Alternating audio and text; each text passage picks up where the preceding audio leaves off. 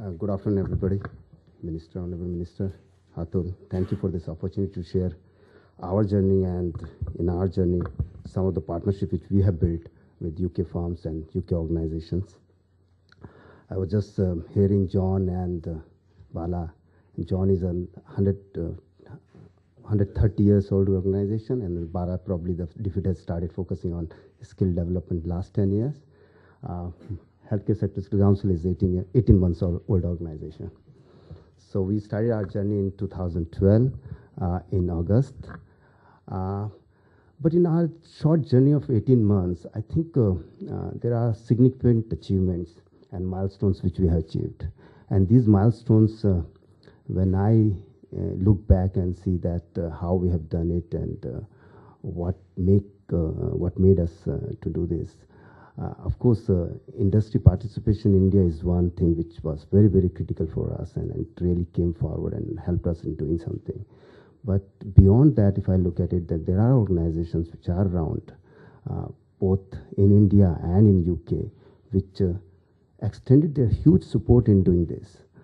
They had the expertise, they had done it in their own country or in their own respective areas. And I think we were very fortunate enough to have that strong partnership with them while we started our journey. First key thing which the Sector Skill Council we were supposed to do was develop the occupational standards. And when I joined and when we were talking with the industry leaders from India who were the governing council members, we said that how do we develop the occupational standards? It's of course you can have, you can download some knowledge, you can understand something, but who do we engage to develop the occupational standards? And it was first time being done in India, and we said that, and then the council decided that we must, whosoever is going to do, one is that funding should not be a constraint. The cost should not be a constraint. We should pay whatever the best we should, and we should engage somebody who are engaged with the occupational standards somewhere in the world, whether it's UK or Australia or Canada or somewhere else. But then we must have that expertise within the consortium. And fortunately, that when we chose the consortium, Accenture, some of the expertise we got from the Sector Skill Council in UK, which is Skills for Health. So we started with the journey with the partnership where we had Skills for Health, some expertise coming with the consortium when we were developing the occupational standards. So this is one critical input which we got, and we are very happy with that today when we have the occupational standards, those occupational standards almost aligned with the UK occupational standards in healthcare. We visited the Skills for Health in February last year, and then we signed a formal MOU with the Skills for Health to exchange knowledge and skills and expertise in the healthcare sector. Today we have both the Sector Skill Council UK and India. We're working very closely. We have now decided to take our partnership beyond the occupational standards, and we would like to engage with them in developing the course content and curriculum. In fact, both the organizations have submitted a bid under UK funding, which is under consideration. And if hopefully if we get it through, then both of us will work together to develop the curriculum for certain job roles for which we have the occupational standards in place today. And the next step is developing the curriculum and course content. I also like to mention about another partnership which we built under the UK funding with Cottbridge College, Scotland. The Cottbridge College is a college which has been working on the dentistry related job roles, and they came forward under the UK funding to develop not only the occupational standards for us, also develop the curriculum and course content. And I'm delighted to share with you that under the UK funding, the Cottbridge College and Healthcare Sector Skill Council organized almost 5 workshops. So it's not just the knowledge transfer. It's really kind of understanding the scenario in India and developing the occupation standards which meet our needs. So we organize almost 5 workshops across India and develop the occupation standards for the job roles like dental assistant, dental hygienist, and so on and so forth, which are almost aligned with the occupation standards in UK, but then catering and taking care of the needs of this country. So this is another example, and this and there is and recently the External Affairs Minister from Scotland visited India, and we then further deepened our relationship with Scotland College.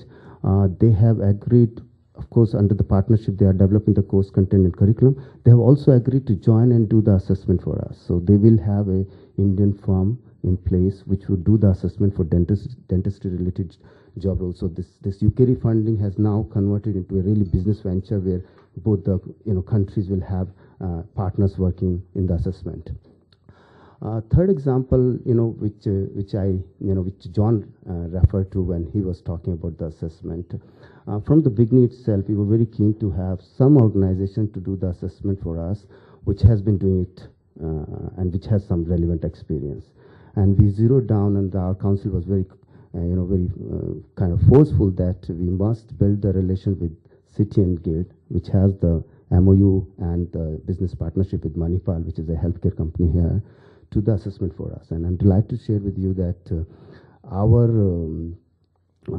experience with the Manipal City and Guild is extremely great. It's superb, and NSDC has watched it. NSDC had sent a couple of times their own people to do and see the assessment process, and then they found it extremely great, extremely superb, I would say. So we are very glad, and then we continue with it. In fact, Healthcare Statistical Council has been approached by many assessing bodies, and we have around 4 assessing bodies in place, but we have been using maximum, we have been using the City and Guild because that's the relationship we developed over a few months and been very fruitful. So these are a couple of examples, which when I reflect, when I see back, I see these are the partnerships which really helped the Sector Skill Council to achieve whatever we could achieve in a very short period of 18 months. I think one area which I want to leave this thought with you. I think actually 2 areas where I think UK and India need to work together. One is how do we provide a platform for the training providers in India and UK to come together. Often I see the training providers coming from different directions from UK, also from India. While they have the desire and kind of establish something in India, they are looking for they're looking for some good partners. I think we need to provide a structured platform in terms of facilitating more interactions between the training providers in India and the training providers in UK. Again, we were from the Healthcare Sector Skill Council, we are planning to mount a delegation of training providers only to UK, maybe in the month of March or so that we can provide them. There is a huge scope. They all look forward, but then how do we provide them, this platform to meet together, on constant basis. So this is one aspect. And second thing is, I think it's a huge business opportunities in India in terms of curriculum development. There is a need for a very quality course content in India. I, as a Healthcare Sector Skill Council, when I'm approached by the training providers, all ask for the course content. And there is one way, either I develop the course content and provide them, or there are specialized organizations who can develop the course content and provide them. So I think there is a huge scope for the British companies who have the relevant experience in developing the course content. If they really develop the course content aligned with the occupational standards in India and make it available in the market, I'm sure there are many takers in India. So I think these 2 things I thought I'll leave it with you and the organizations who are representing UK here in this forum, and from Healthcare Sector Skill Council and from the Confederation of Indian Industry, CII, we would be very happy to work with you, to work with any Indian company or UK companies to see that how do we take this skill development mission forward. Thank you.